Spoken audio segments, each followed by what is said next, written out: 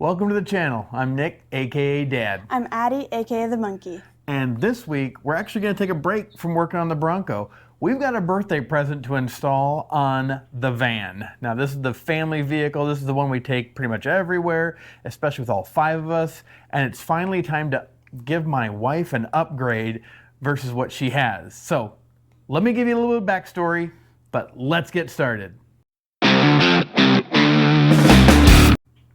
Hey, like I said, we've got an install to do today, but it's not on the Bronco. It is on our 2011 Dodge Grand Caravan. Now, this is not an SXT. This is a base model. We have steel wheels with plastic wheel covers. We have a single disc CD player. We do have stow and go, rear audio controls. So it's got some quirks to it, to me at least. But that's it. We got this from our in-laws. We actually traded my wife's Nissan Rogue to them, and they gave us their minivan. Now, their minivan had a lot less miles, but our Nissan Rogue was newer, all-wheel drive, and a lot of features to it. Well, one thing she really is missing is Bluetooth. Now, in her Nissan Rogue, she had Bluetooth, navigation, heated seats, leather, all that fun stuff.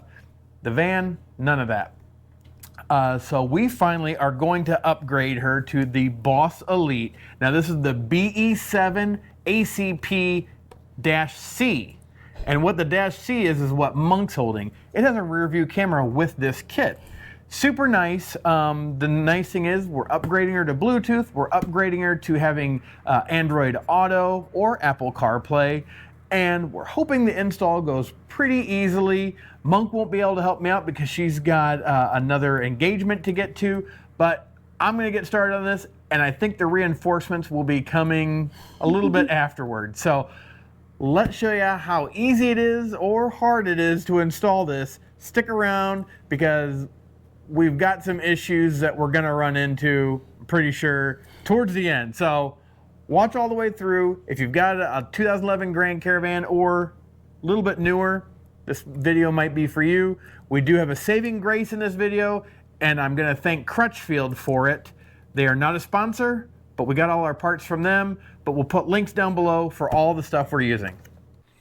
So this is what we're installing this week. This is the Boss Audio Systems Elite. This is the BE7 ACP-C. Now, the -C means that it comes with a rear view camera. And the reason we're putting in a rear view camera is because my wife's vehicle does not have Bluetooth, does not have navigation, which is okay, does not have a rear view camera, which is still not a bad thing, but we gave our 2015 Nissan Rogue to her parents and swapped them for the van because the van obviously makes more sense for us now with a family of 5 than in the 5-passenger Nissan Rogue. Other cool things about this is that it has Apple CarPlay and Android Auto. She'll be able to use her phone. She will have to attach it because it does say right here, wired.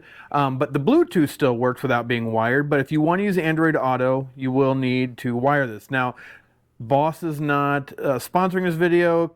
We got it from Crutchfield. They're not sponsoring the video. And the reason we went through Crutchfield is an important piece that is on the back of the radio that I'll show you in a second. So let me flip this around and show you why we went with Crutchfield for this install. And here's why I went through Crutchfield.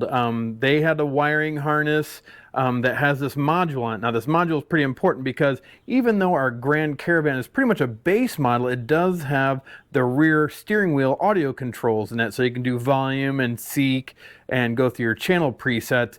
But unless you have the correct wiring harness, it won't work. There are some of these that are what they say is like SWL, which is steering wheel 1, or SW1, I'm sorry, for steering wheel operation. So I've got those already connected, and then the rest of the loom obviously takes care of the speakers and that, but that was a really big one for me, that we retain those controls because they're there. So we want to keep it looking as OEM, just like we do on our Bronco. So the first step though is we got to start in the back of the van. So let's show you what we got going on. All right, so we're starting in the back. But Nick, the head unit's up front. Well, the reason I'm starting in the back is because we've got to run a wire from back here at the tailgate for the rear view camera all the way to the front. Now the kit, like I said, comes with the rear view camera, and I think they gave you like 16 feet of wire for that camera. Now I did buy some extensions just in case, but the reason we're starting back here is because getting that wire up front is pretty important. I don't want to put the head unit in and have to take it back out to connect it, so we're starting back here, taking off trim. Now the tailgate's pretty simple. There were 4 bolts at the bottom, and then this whole thing, you can kind of see here, it's flopping a little bit, but that's not where it ends. I've had to go up here to the upper bow here of the door and take off this trim piece, because what I want to do is drill a hole through the tailgate or come through one of the lights and then come up the side here up to where they have a grommet and go through this grommet to get into the body, which is right here is where this wiring loom comes through, and then somehow get it from back here to the front. Not sure yet if I'm going to go along the sides or go up the front here. I just want to stay from the airbags. This one does have the side restraint system, the safety system for the airbags, so I kind of want to stay away from those. So I'm not sure if I'm just going to go up here and then drop down into this kick panel and then go up. We have stow and go, so you can't really do much in the middle of the vehicle, so might just take it up the side. Not sure yet. We'll see where we get to, what'll be easiest, and go from there. But the panels, pretty easy to take off using a trim removal tool. Lots of these body clips. You can kind of see the metal body clips here. They pop right off once you get them started. So not bad. Couple screws. So far so good. Let's keep on with the install. I've got all the trim on the inside taken off as much as I can. I even got this panel a little bit more loose here so I can see where I'm going, but I think I found a pretty good spot underneath the driver's side license plate light. They've got a grommet already going through, so I maybe just need to trim some of this plastic to get the wire through. But I think what I'm going to do is put my wife's license plate back on, mounting the rear view camera, which is actually pretty nice. It's adjustable, and it's also going to, you know, illuminate. It's got little lights on it as well. Nice little unit. Hopefully it'll do the job, but we'll see when we get to the end of the video. Well, that worked pretty well. I've got the wire run up where this license plate light is, and use my little multi-tool to kind of use the sand drum just to kind of get that work down a little bit to make sure that that wire didn't get too crimped in there and start to chafe really easily, but still makes it to where you can get to the handle. May have to adjust again where the sight of the rear view camera is, but we'll worry about that once we get everything else wired up. All right, so we've got everything run now. We got zip ties up here. We've taken it through this grommet and feeds all the wiring for probably your taillights and rear window wipers. So we've got the video cable pulled down through here. So brought reinforcements. My dad's here to help me out. We both ran out of coffee, so we got to get some coffee here. But we're thinking about just bringing it all the way down. And once we get out behind this panel here, we're just going to put it along the floor because this panel at the bottom is pretty loose. So we think we can tuck it back under there. Save us some time because these panels are really hard to get out. And they're kind of layered on top of one another. So we'll make it easy on ourselves and get to the sliding door jamb. We can cover up the wire there, take it underneath the passenger side post, underneath the door skid there as well, up and behind the glove box. So we'll keep moving along here. Sorry we're not showing you everything, but you get the gist. All right, great news. My dad came up with a great idea with passing the wiring underneath this whole back section here, which was awesome. Saved us a bunch of time just going by the floor.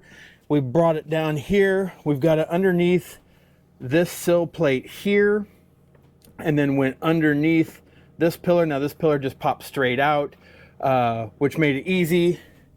Came back through here, and you can see here's our wire here, and I've actually got it tucked up underneath this rubber piece here. Keeps it away from the body mount or the sill plate mounts there. And then we've got our wire here. Now we've gone to white because this is the extra wire I bought. They only give you like, I think 16 feet. Well, we've used that all up and had to extend out our red wire, which you can see I've cut off the end and now that is the one that's supposed to give power to the rear camera, and then we've got our RCA extension here. So now we'll go up along the kick panel here. I've got the glove box open. We'll go behind that and then bring it up to the radio unit, which we'll start pulling that out so we can get the wires up to it.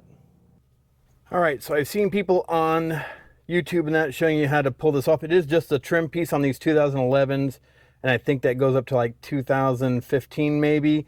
Best way is to get a trim removal tool. These things are nice. You just pop it in here, and then, I'm gonna get lucky here. We're gonna slide it down here. The bottom is what kind of pinches back in if you grab it from the top. And now that we got this, as you can see, coming out, pops right off, so that trim piece can hold off there. And then with this one, you've got 4 screws at each corner here. It's just a Phillips head. Makes it super easy, and we'll pull that out and disconnect it. Now, something to note on these vehicles, on the newer vehicles, they have this different connection on them. A lot of us are used to just seeing that kind of needle come out. You will need an adapter just in case, depending on what kind of radio you have. And then our wiring harness, we will just be connecting into this one from the one we got at Crutchfield that then retains our steering wheel controls as well, which, again, we need to pull up our 2 wires for the rear view camera still, and then we still need to get the microphone camera in as well. Let me know in the comments, where do you guys mount your microphones? I was thinking about down here. I've seen a lot of people do that, or even up on the column. But, you know, my wife's asking if we can put it up here on the overhead console. Let me know in the comments, where do you guys put your microphones? All right, so we've routed the wires from the back up here. We also have our microphone mounted up here, and I put it inside the overhead console, and we've got that run pretty much right along the edge up here. It's tucked underneath the headliner. There's some room actually between the windshield and the headliner, so I got it just tucked up in there. Brought it over here, removed this piece, which is just 2 Torx bit head bolts, and then this whole thing popped off, so then I ran it down to there and then back behind our glove box, and now we've got our RCA cable and the power for the rear view camera here and the microphone all coming up out of there. So now we just got to get the wiring harness pulled back out for the radio, connect our RCA, our microphone, and our power, and hopefully have this buttoned up here in about 20 minutes. All right, we got everything installed from the back to the front. I can tell you that it wasn't as bad as I thought it was going to be. Actually, I started about 12:30 and really probably got done by 4:30, really. I mean, it took me about 4 hours. The wiring was not the hardest part, though. The hardest part was the stupid trim around the radio. Not the factory stuff, but the Metra piece that they give you that goes onto the sides of the radio, your aftermarket radio, and then is supposed to correspond with, you know, the radio, but then how it goes into the spot. Well, it drove me crazy. I couldn't get it to line up real well, was leaving gaps in that, so I took it back out. I probably took the radio out 5 or 6 times, excuse me. And the trim pieces they give you to fill in the gaps from it not being as wide as the OEM head unit drove me crazy. But we'll show you here. We got, like I said, got all the wiring done. I'll show you where we put the USB cables that come out. That's how you connect for Android Auto or Apple CarPlay. But yeah, everything kind of went behind the dash. Show you the microphone and all that here. Let's do this. All right, so you can see I put the microphone up here on our overhead console and took the wire inside the console, and then from there basically followed the wiring harness down and around, down the trim panel there, behind there, and then behind the glove box where my wires from the back for the camera all came into that kick panel, up and around, and then we pulled them up through the back. Now this is the final product. Starting up, kind of a cool image. This is actually the first time I'm seeing it start up. My wife just got done driving it here. So you've got your agreement no watching videos. So you agree, whoop. And there's, you know, the Apple CarPlay, the Android Auto, streaming music, USB, camera. We can go right to it from here. And there's our, for some odd reason, my wife said, yeah, it was coming up no signal and it would come in. So I'm not sure if it's not pulling power right away and that's what's happening, but nice color image. These are not the same kind of guidelines where they move when you're backing up where you're going to go. And then when you're done with that, you can just press anywhere, go back to home. You can get rid of that beep if you don't like it. Tuner, hands-free. So you've got Bluetooth in here as well. That was a big selling feature for me, for my wife. But you don't have to be connected by the USB. It's just Bluetooth connectivity. You have an SD card reader, which is over here on the side. So if she wanted to add more music or if she wanted to have a movie on here, she probably could be able to watch on here. You got AV in, your settings, even, you know, your equalizer, which gives you a ton of different options here, but we don't really have a stereo in this base model. But yeah, that is how easy it is. The great thing though, and this is what I was talking about at the beginning, this harness, I didn't have to find the reverse switch when you go in reverse to activate the camera. Didn't have to do that. I didn't have to find power for the camera. It all came together. So I got to give it to Crutchfield that looking down the columns that show you the different features of the harness or what they can do is fantastic, because now we have all of our controls. You can see I'm using the steering wheel and that is all working. And I can tell that that beep is probably going to drive me and my wife crazy. But yeah, it worked out really well. That harness was, I want to say $97, which to me was money well spent, because all I did was connect it to the OEM harness to the radio, or OEM harness to this harness to the radio, and everything's working really well. Again though, these trim pieces here that kind of fill the gaps from Metra, not real impressed. That one's got a wider gap over here than this side. This one fits nice and flush. This one I can basically put my finger down in between the mount here and the radio. And those are, I believe, the narrow ones. So the narrow one fits well on this side, not on this side. It's just, yeah, it wasn't exactly what I was hoping. It would be a little bit cleaner install, but it is what it is at this point until I find something better. And then down here, we've got the USB connectors. Here's one here. It's got some electrical tape still around it, but they are just USBs. I'll show you here. So you got big old USBs. So I've got a USB to USB-C for my wife's phone. So she'll be able to run Android Auto. And it even tells you on these little pieces here, you know, this one is for Apple CarPlay or Android Auto. And then this one here is for charging only. So you have two USBs. You'll have to get a cord for USB to USB-C if you have that kind of connection. And then you've got one that friends with you, they can charge their phones. And then you've got one here that will do your Android Auto or Apple CarPlay. But they have to be connected for that feature. You cannot do that wirelessly.